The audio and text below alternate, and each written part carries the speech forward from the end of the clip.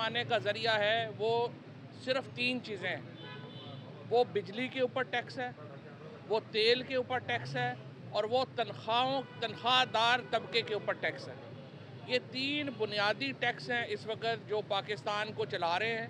और कल भी जो आ रहा है कि एफबीआर जो है जी उसका बड़ा रिकॉर्ड पैसा बनाया है, वो इन 3 चीज़ों से बनाया है। बाकी तो आपको पता है कि पाकिस्तान में सनत बंद हो गई है, पाकिस्तान का एक्सपोर्ट का बेड़ा गर्क हो गया है, पाकिस्तान में इस वक्त मईशत जो है वो बिल्कुल तबाह बर्बाद हो गई है। और हुकूमत पैसे बना रही है सिर्फ 3 चीज़ों के ऊपर, तनख्वाहदार तबके पे टैक्स लगा के, तेल पे टैक्स लगा के और बिजली के बिलों पे टैक्स लगा के। और इसलिए ये तीनों के ऊपर इन्होंने कम करने का इनका कोई इरादा जो है वो नहीं है। और जो सूरत हाल है उसमें बदकिस्मती ये है कि हुकूमत की इनकॉम्पिटेंस है और अपोजिशन की सबसे बड़ी इनकॉम्पिटेंस ये है, खामी ये है कि आज 7 महीने के बाद भी अपोजिशन की जमातें अलहदा एहतजाज फरमा रही हैं। अब जमात इस्लामी जो है, आप उनसे देखें कि आपने कराची में कितने ज़्यादा एहतजाज किए, आपको क्या कामयाबी मिली वहाँ पे। जब तक इत्तेहाद नहीं होगा, जब तक अलाइंस नहीं होगा अपोजिशन जमातों का, हुकूमत को एक फ्री रन मिलता रहेगा।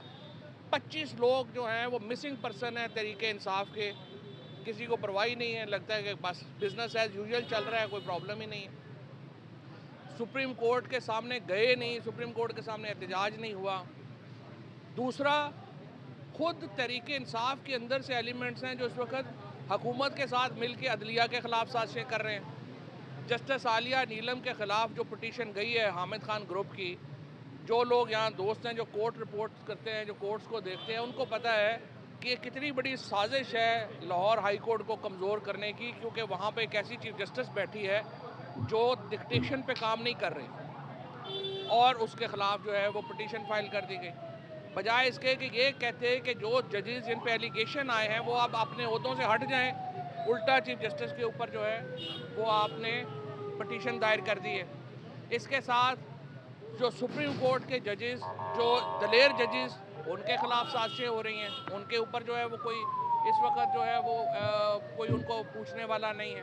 और फिर एक ओवरऑल जो सिचुएशन है जिसमें हम ये देख रहे हैं कि पाकिस्तान के अंदर एक अवाम की राय कोई हैसियत ही नहीं रख रही।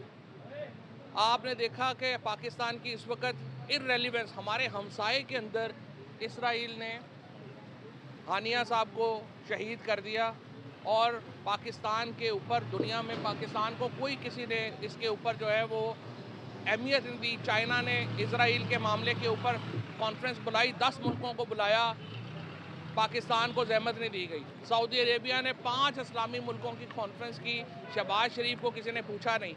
7 महीने हो गए हैं, किसी यूरोपीय यूनियन लीडर्स ने फ़ोन नहीं किया हमारे वज़ीर आज़म को। यूके के प्राइम मिनिस्टर ने, अमेरिका का तो चले छोड़ ही दें, पाकिस्तान दुनिया में तन्हा है और इस वक्त जो लीडरशिप है पाकिस्तान की उसकी कोई लेजिटिमेसी नहीं है। और बदकिस्मती से अपोजिशन भी अलाइंस ना बनाने की वजह से तितर बितर है। तो पाकिस्तान का इस वक्त सियासी जो एक मुस्तकबिल है उसके ऊपर बहुत बड़ा सवालिया निशान है और देखते हैं कि ये सिचुएशन आगे हल कैसे होती है। बहुत शुक्रिया।